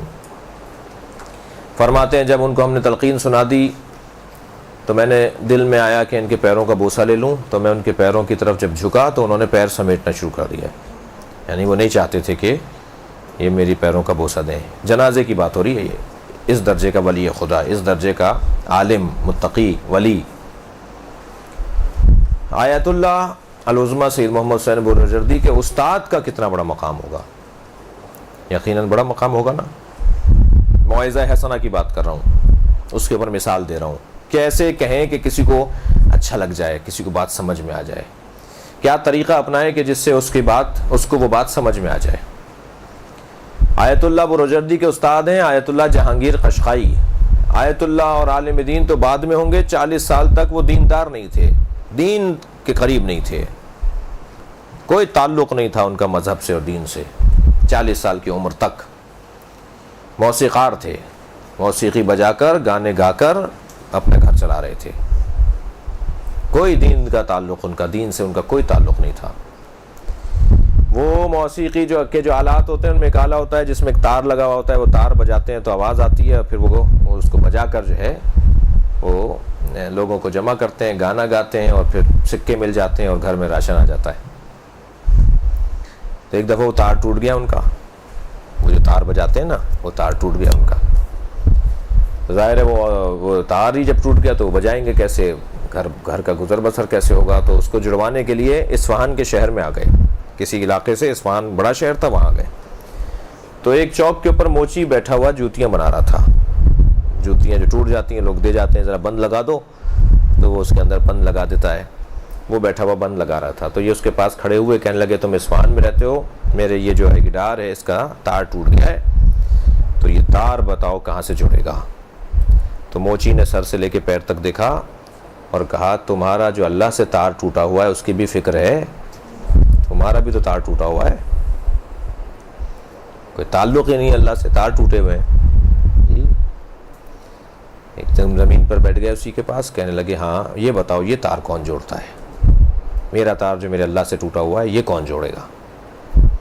یعنی وہ جملہ ان پر اتنا اثر کر گیا، موعظہ حسنہ کی میں بات کر رہا تھا، اس انداز سے سمجھائیں کہ دل پر فوراً اثر کرے۔ فوراً بیٹھ گئے زمین پر، کہنے لگے بتاؤ یہ والا تار کون جوڑتا ہے؟ تو انہوں نے مدرسے کی طرف اشارہ کیا، کہنے لگے وہ سامنے مدرسہ اصفہانی، اصفہان کا مدرسہ، کہا وہ جو سامنے مدرسہ ہے اس میں جتنے بھی بزرگ بیٹھے ہوئے ہیں وہ طالب علموں کو لیے بیٹھے ہیں، وہ سب تار جوڑ رہے ہیں بیٹھے ہوئے، ان کا کام تار جوڑنا ہے، اللہ سے تعلقات بہتر کروانا ہے۔ یہ صاحب چلے گئے وہاں جہانگیر قشقائی صاحب، اور انہوں نے اپنے اللہ سے تار جڑوایا، اور تار ایسا جڑا کہ مجتہد بن گئے، اور نہ صرف مجتہد بلکہ آیت اللہ بروجردی جیسے عارف کے استاد بن گئے۔ تو موعظہ حسنہ جو ہے اس انداز سے کسی کو سمجھائیں کہ جس انداز سے وہ اسے برا نہیں محسوس کرے، اسے اچھا سمجھے، آپ کو ہمدرد سمجھے۔ اور ویسے بھی جو مبلغین ہوتے ہیں اور جو واعظین ہوتے ہیں ان کے ہاں تحمل مزاجی دوسروں سے زیادہ ہونا چاہیے، برداشت تحمل مزاجی ان کے ہاں دوسروں سے زیادہ ہونا چاہیے۔ آپ کے درمیان مجھے ابھی میں جب وقفے میں گیا ہوں تو مجھے بتایا کہ بعض خواہران ذاکرائیں بھی ہیں اور مجالس پڑھتی ہیں اور سینئر ہیں، جو میرے لیے ایک اچھا موقع ہے کہ ہمارے ہم کار ہیں، ہمارا کام بھی یہی ہے۔ تو غرض یہ کہ اللہ کے راستے کی طرف بلانا ہے بالحکمہ و موعظۃ الحسنہ، لیکن کبھی کبھی تھوڑی سی آستینیں بھی لوٹنی پڑتی ہیں، جس کو قرآن جدال کہہ رہا ہے، وَجَادِلْهُمْ بِالَّتِي هِيَ أَحْسَنُ، تھوڑا سا سخت لہجہ بھی کرو کبھی کبھی، مگر اس میں بدتمیزی نہیں ہو، تہذیب، آداب، اخلاقیات کو ہاتھ سے نہ جانے دیا جائے۔ اگر تھوڑا سا تناؤ کی کیفیت بھی ہو جائے، یہ تیسرے مرحلے پر دیکھیں نا، ترتیب میں اللہ نے اس کو سب سے آخر میں رکھا ہے۔ میں نہیں سمجھتا کہ اس کی ضرورت پڑے گی، اس کی ضرورت شاید نہ پڑے ہمیں، اس کی شاید ضرورت ہی نہ پڑے ہمیں۔ تیسرے مرحلے پہ جا کر وَجَادِلْهُمْ بِالَّتِي هِيَ أَحْسَنُ، تیسرے مرحلے پہ جا کر جدال ہو، اور جدال بھی جدال احسن ہونا چاہیے، تناؤ بھی، تکرار بھی، بحث و مباحثہ بھی، جملوں کا رد و بدل بھی اگر ہو تو وہ احسن طریقے سے ہو، بدتمیزی نہیں ہو، تہذیب کے دائرے سے ہاتھ نہ جائے باہر۔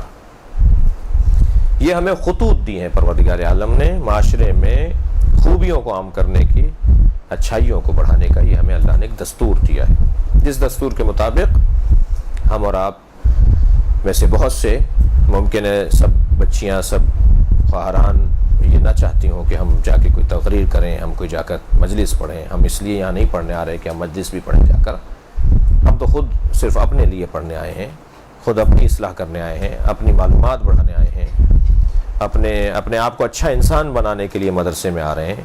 سب ضروری نہیں ہے کہ مجلس پڑھنے کا بھی شوق رکھتے ہوں، البتہ یہ بات بھی ذہن میں رہے کہ ضروری نہیں ہے کہ آپ اگر مجلس پڑھنے کا ارادہ نہیں رکھتے تو آپ مبلغ نہیں ہوں گے۔ مبلغ تو انسان اپنے عمل سے ہوتا ہے، اس کا اٹھ بیٹھ، اس کا بولنا، اس کے رویے، اس کی روش، اس کے طریقے خود ایک تبلیغ ہے۔ بھائی کون ہے یہ بچی، یہ مدرسے پڑھنے جاتی ہے، جھوٹ نہیں بول رہی، یہ خود ایک تبلیغ ہے۔ اب آپ کو کہنے کی ضرورت نہیں ہے جھوٹ نہیں بولا کرو، بھائی آپ نہیں بول رہی جھوٹ، یہ خود ایک تبلیغ ہے جی۔ غیبت نہیں کر رہی، یہ خود ایک تبلیغ ہے۔ کسی کے لیے برا نہیں سوچ رہی، یہ خود ایک تبلیغ ہے۔ آپ کو کہا آپ کے کزن بچی نے، آپ کی عزیز نے کہ چلو فلاں کو ایسے تکلیف دیتے ہیں، فلاں کو تنگ کرتے ہیں، تو آپ نے کہا نہیں یہ بری بات ہے، اللہ رسول اس کو پسند نہیں کرتے، ائمہ اس کو اچھا نہیں سمجھتے، تو یہ خود آپ کا اس کے کہنے پر عمل نہ کرنا، برا کام نہ کرنا، اس برائی کی طرف نہ جانا، یہ خود ایک تبلیغ ہے نا۔ ضروری تو نہیں کہ آپ تقریر کریں گی تو کسی کو سمجھائیں گے، یہ عمل آپ کا خود ایک تبلیغ ہے۔ لہذا ایک بہت بڑی ذمہ داری ہے، دینی نمائندے ہیں، آپ کا حلیہ، آپ کا لباس، آپ کا اسکارف، آپ کا مقنا، آپ کی چادر، آپ کے موزے، آپ کے دستانے، آپ کا عمومی جگہوں پر بناؤ سنگھار کے ساتھ نہ جانا، آپ کا وقت پہ عبادت، بہت سارے اچھے کاموں کی طرف آپ کا عملی طور پر آپ کا چلنا، یہ خود ایک چلتی پھرتی ایک تبلیغ ہے، ایک گھومتی پھرتی ایک تبلیغ ہے۔ اور یقیناً جو اللہ کے دین کی طرف لوگوں کو اپنے عمل کے ذریعے سے بلاتے ہیں، جو اپنے کردار کے ذریعے سے لوگوں کو اپنے اللہ کے دین کی طرف بلاتے ہیں، ان کا مقام اللہ کے نزدیک بلند ہے۔ یہ ذہن میں رہے آپ کو کہ جس کا مقام اللہ کے نزدیک بلند ہوتا ہے، اللہ اسے تکلیف میں مبتلا کرتا ہے، اس لیے کہ جس سے اللہ کو پیار ہوتا ہے، اللہ اسے اور ترقی دینا چاہتا ہے، اور مشکلات میں ڈالنا چاہتا ہے۔ من طلبنی فقد وجدنی ومن وجدنی فقد عرفنی ومن عرفنی فقد عشقنی ومن عشقنی فقد قتلتہ۔ جس نے مجھے طلب کیا اس نے مجھے پا لیا، جس نے مجھے پا لیا اس نے مجھے پہچان لیا، جس نے مجھے پہچان لیا وہ میرا عاشق ہو گیا، جو میرا عاشق ہو گیا میں اسے قتل کر دیتا ہوں۔ اللہ کہہ رہا ہے یہ جی۔ بعض بچیوں نے سر اٹھا کے دیکھا یہ کیا ہوا آخر میں جی۔ جو مجھے ڈھونڈتا ہے میں اسے مل جاتا ہوں، جو مجھے پا لیتا ہے وہ میری معرفت حاصل کرتا ہے، جو میری معرفت حاصل کر لیتا ہے وہ میرا عاشق ہو جاتا ہے۔ اور جو میرا عاشق ہو جاتا ہے انا قتلتہ، میں اسے قتل کر دیتا ہوں، میں اسے مار دیتا ہوں۔ ومن انا قتلتہ فعلی دیتہ، اور جسے میں قتل کرتا ہوں اس کی دیت بھی میرے اوپر ہے، میں نے قتل کیا ہے نا تو دیت بھی میں دوں گا، بدلہ بھی مجھ سے ہی لیا جائے گا۔ جو مارتا ہے اسی سے بدلہ لیا جاتا ہے نا، جو قتل کرتا ہے اسی سے بدلہ لیا جاتا ہے۔ اللہ حدیث قدسی میں کہہ رہا ہے جسے میں قتل کر دیتا ہوں اس کی دیت بھی میرے اوپر ہے، وَأَنَا دِيَتُهُ، اور میں خود اس کی دیت بن جاتا ہوں، یعنی میں اس کا ہو جاتا ہوں۔ پھر بہت بڑا مقام ہے یہ عرفاء کا، اولیاء الہی کا مقام ہے۔ اتنا طے ہے کہ جو اللہ سے محبت کرتا ہے اللہ اسے پریشانی میں مبتلا کرتا ہے اور اسے مضبوط کرتا ہے اور مضبوط کرتا ہے۔ اب یہ سفر جو مضبوطی کا ہے، کبھی انسان اس مطلوب کیفیت پر پہنچنے سے پہلے ہی مر جاتا ہے، اس کے دن پورے ہو جاتے ہیں، اور کبھی مطلوب کیفیت پر پہنچ کر اس کا اس دنیا سے رخصت ہوتی ہے۔ اور یہ ایک سفر ہے، اور اس سفر میں اگر کسی کا دم نکل جائے تو وہ طالب علم شمار ہوتا ہے، اور جو طالب علمی کے دور میں مرتا ہے اسے شہید کا درجہ دیا جاتا ہے۔ وہ قیامت میں شہداء کی صف میں کھڑا کیا جائے گا، بھائی اسے تو کوئی گولی نہیں لگی تھی، یہ تو کسی بم دھماکے میں نہیں زخمی ہو کے مرا تھا، یہ شہیدوں کے ساتھ کیوں لائے جا رہے ہیں یہ صاحب؟ معلوم یہ ہوا یہ طالب علم تھے اپنی زندگی میں، دین کے طالب علم تھے، اور دین کا طالب علم اگر طالب علمی کے زمانے میں مر جائے تو اسے قیامت میں شہید اٹھایا جائے گا۔ فرشتے جس کے پیروں کے نیچے پر بچھائیں اسے دین کا طالب علم کہا جاتا ہے۔ لہذا بہت بڑا مقام ہے آپ لوگوں کا۔ جب مقام بلند ہے تو جی پریشانیاں بھی بلند ہیں، الجھنیں بھی زیادہ ہیں، اچھوت بھی ہو جائیں گے بعض اوقات رشتہ داروں میں، ارے بھائی اتنی سی بچی، یہ کیا تم بواؤں کی طرح اور اماؤں کی طرح تم کپڑے پہن کے آ گئیں؟ جی اس طرح کے جملے تانے کو سننے کو ملیں گے۔ جی یہ کیا تم پہن رہی ہو؟ بیٹا آزاد رہو۔ بہت سارے آپ کے رشتہ داروں میں، آپ کے پڑوسیوں میں، آپ کے ملنے والوں میں آپ سے یہ بھی ممکن ہے کہیں، لیکن ایک جہاد ہے، ایک مسلسل ایک جہاد کی کیفیت ہے، اپنے نفس کو مارنے کی کیفیت ہے، اور اپنے رب کو خوش کرنے کی بات ہے۔ ہمارا رب ہم سے اس انداز سے خوش ہوگا، ائمہ اس انداز سے خوش ہوں گے۔ جو اس انداز سے حکمت اور دانائی سے زندگی گزارتا ہے وہ بظاہر مار دیا جاتا ہے، وہ بظاہر پریشانیوں کا سامنا کرتا ہے، مگر 1000 سال گزرنے کے بعد بھی، 1400 سال گزرنے کے بعد بھی اس کا نام جب لیا جاتا ہے تو گردنیں تعظیم میں جھک جاتی ہیں، اس کو یاد رکھا جاتا ہے، اس کی تعظیم کی جاتی ہے۔ ایک طویل فہرست ہے ان شخصیات کی، ان اصحاب کی، ان اولیاء الہی کی، ان اصحاب ائمہ کی کہ جنہوں نے اصولوں کی خاطر زندگی گزاری۔ یہ جو آپ کی ریاضت ہے، جو آپ کی محنت ہے، یہ آپ کی شخصیت کو بنانے کے لیے ہے، شخصیت بنے گی۔ ابھی تک بہت سو کا شخص ہے، فلاں کی بیٹی ہیں، فلاں کی پوتی ہیں، فلاں کی نواسی ہیں، فلاں کی بہنیں، یہ شخص کا تعارف ہے۔ لیکن جب وہ ذاتی طور پر کوئی محنت کرتا ہے، ریاضت اٹھاتا ہے، اپنے نفس کو مارتا ہے، مشقت اٹھاتا ہے، پریشانیوں کا سامنا کرتا ہے اعلیٰ ہدف اور مقصد کی خاطر، تو یہ شخص شخصیت میں تبدیل ہو جاتا ہے۔ پھر اب یہ نہیں پوچھا جائے گا ان کے ابا کا نام کیا ہے، کیا غرض ہمیں ان کے ابا کا نام کیا ہے۔ پھر یہ نہیں پوچھا جائے گا کہ ان کے دادا کا نام کیا تھا، یہ کس کے پوتے ہیں، کیا غرض کہ ان کے دادا کیا تھے۔ پھر کہا جائے گا یہ خود کیا ہیں۔ پھر یہ ان کی ذات جو ہے، ان کی شخصیت جو ہے وہ خود ایک نشانی قرار پائے گی، ایک عنوان بن جائے گی پوری۔ اس کے لیے پھر انہیں اپنے تعارف میں یہ بتانا نہیں پڑے گا کہ ہم امروہہ کے ہیں اور ہم آگرہ کے ہیں اور ہم مثال کے طور پہ لکھنؤ کے ہیں، اور ہم یہ ضرورت ہی نہیں ہے بتانے کی۔ پھر لکھنؤ کہے گا یہ ہمارے ہیں، پھر آگرہ کہے گا یہ ہمارے ہیں، پھر کراچی کہے گا یہ ہمارے ہیں، پھر پاکستان کہے گا یہ ہمارے ہیں۔ ٹھیک ہے، ایک مرتبہ تو کہا جاتا رہا کہ یہ فلاں جگہ سے تعلق رکھتے ہیں، اب وہ جگہ کہے گی یہ ہمارے ہیں۔ تو یہ جو تبدیلی آ گئی، ایک مرتبہ یو ٹرن ہو گیا، ایک مرتبہ رستہ دوسرا ہو گیا۔ یہ کیوں ہو گیا؟ یہ شخص کا سفر شخصیت تک پہنچا ہے، ذاتی زندگی قومی زندگی میں اور الہی زندگی میں تبدیل ہو گئی۔ اب ایسا شخص یقیناً ریاضت کے بغیر ممکن نہیں ہے کسی کے لیے۔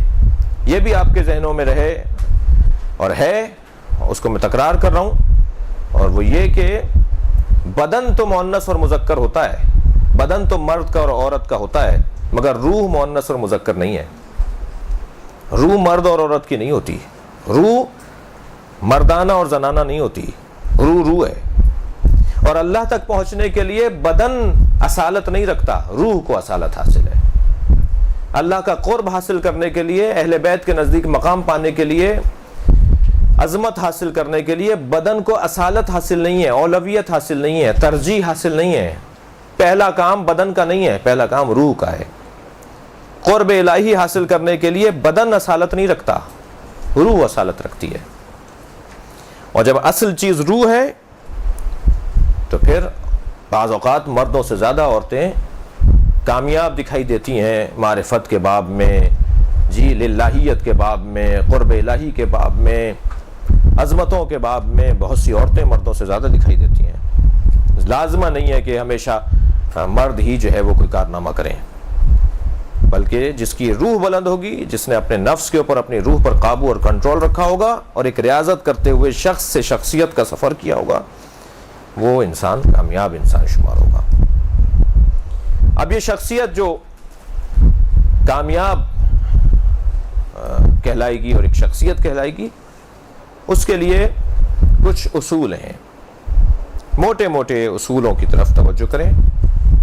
وہ اصول ہیں. سب سے پہلا اصول یا ایک اصول کسی شخصیت کی تعمیر کے لیے وہ یہ ہے کہ وہ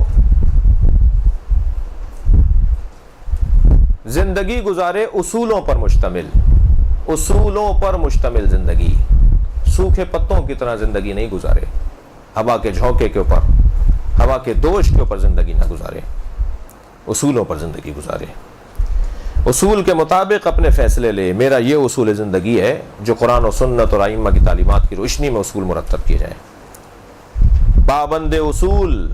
مجھے معلوم ہو رہا ہے تھوڑا تھوڑا چھوٹی بچیاں ذرا تھک رہی ہیں، لیکن تھوڑی سی اور برداشت کر لیجیے مجھے تھوڑی دیر اور. کیا ٹائم ہو رہا ہے جی؟ 5:45 ہو رہے ہیں. بس 5-8 منٹ اور ہیں آپ کے ساتھ جی. اصولوں پر مشتمل زندگی ہو، اصولوں پر مشتمل زندگی.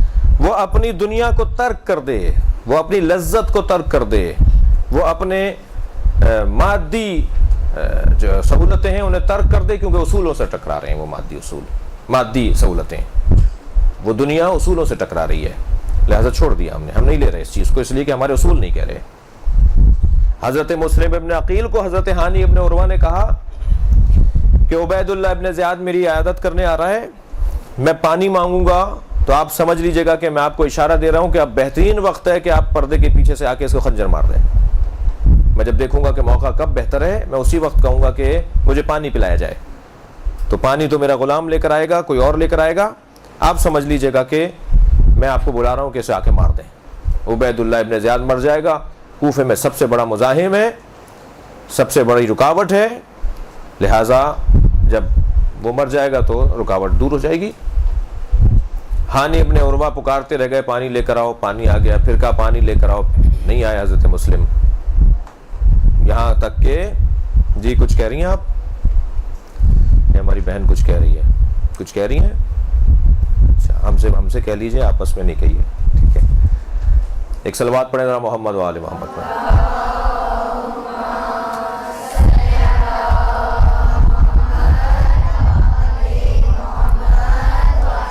سب نے صلوات نہیں پڑھی بھائی. اللہم صلی علی محمد و آل محمد.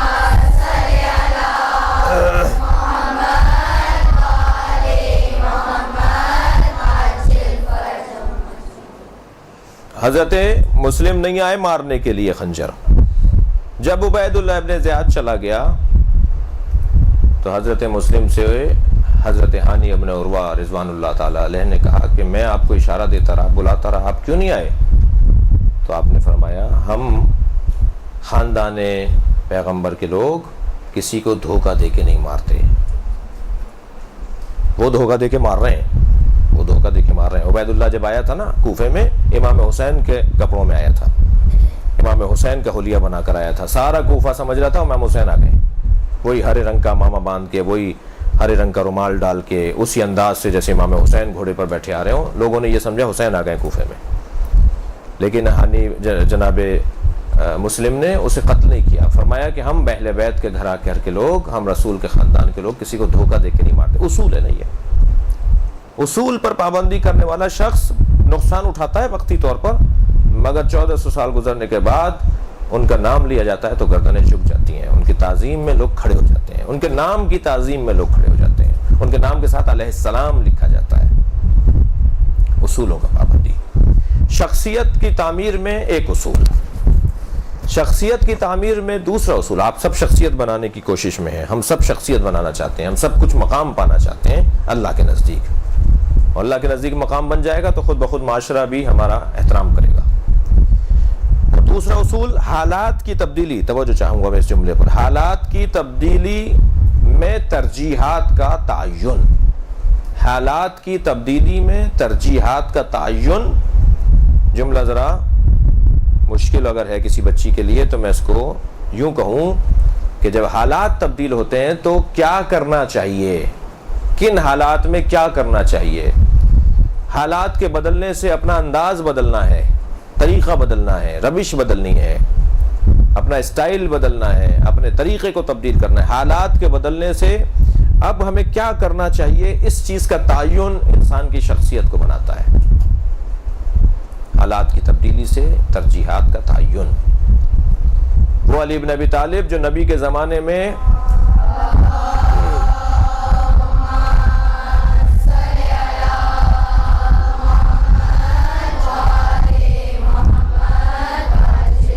دسیوں جنگوں میں مولا نے اپنے زور بازو کو اور اپنی تلوار کی دھار کو ثابت کیا، وہ حالات کے بدلنے سے تقریباً 25 سال تک خاموش رہے گھر میں۔ حالات کی تبدیلی ہے، اب انہیں طے کرنا ہے کہ کیا کرنا ہے اس وقت۔ 25 سال، وہی علی جو 25 سال تک تلوار نہیں اٹھا رہے، جس کو تلوار اٹھانے کا جو ہے وہ ایک خاص مہارت حاصل ہے، 25 سال تک تلوار نہیں اٹھا رہے، اور 25 سال کے بعد جب تلوار اٹھا رہے ہیں تو ویسے ہی تلوار چلا رہے ہیں جیسے 25 سال پہلے چلائی تھی، اور فرما رہے ہیں میرے بازوؤں میں بھی زور کم نہیں ہوا ہے، میری تلوار کی کاٹ بھی کم نہیں پڑی ہے۔ اور پھر یہ جو اب تلوار انہوں نے چلائی ہے وہ بالکل ہی نرالا انداز ہے، بالکل ہی مختلف ہے۔ پیغمبر اکرم کے زمانے میں جنگوں میں مال غنیمت ملتا تھا، مولا کائنات نے جب جنگ جمل کو سر کر لیا اور کامیاب ہو گئے تو آپ نے اعلان کیا خبردار جنگ تمام ہو رہی ہے، ہم کامیاب ہو رہے ہیں، جنگ تمام ہوگی، ہم کامیاب ہو جائیں گے، کوئی مال غنیمت نہیں لے گا، جس کی جو چیز گری ہے کوئی ہاتھ نہیں لگائے گا۔ بعض صحابہ نے کہا یا علی آپ سنت پیغمبر سے روگردانی کر رہے ہیں، یہ پیغمبر کی سنت ہے کہ جنگوں کے اختتام پہ جو لوگ ہارنے والے ہوتے تھے، جو ناکام ہوتے تھے، ان کے جو گھوڑے، ان کے سامان، ان کے زیورات، ان کے کپڑے، ان کی چیزیں، ان کے خیموں میں ان کے رکھا ہوا سامان، وہ تو بھاگ جاتے تھے یا مر جاتے تھے جنگ جب ختم ہوتی تھی۔ تو پیغمبر کی سنت یہ ہوتی تھی کہ وہ چیزیں مال غنیمت میں تقسیم ہوتی تھی مسلمانوں کے درمیان۔ مولا نے فرمایا کوئی نہیں لے گا، کوئی کسی چیز کو ہاتھ نہیں لگائے گا۔ یہ حالات کی تبدیلی سے ترجیحات کا تعین علی کر رہے ہیں۔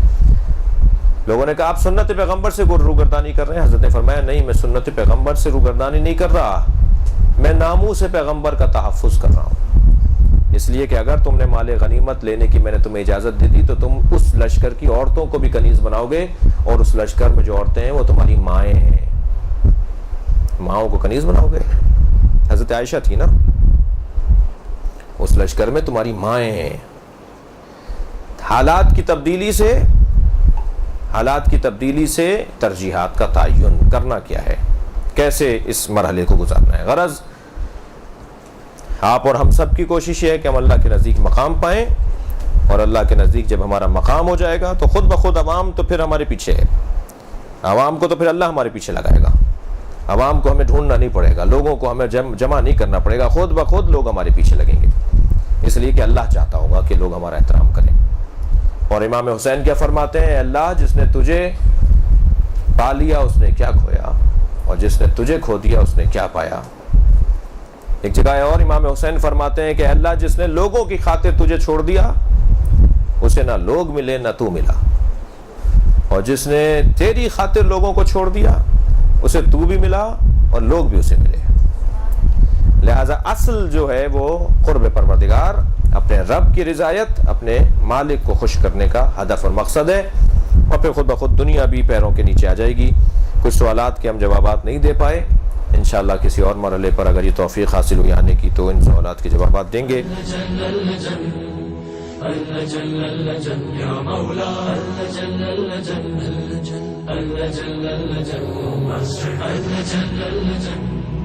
اللجن يا صاحب الزمان اللجن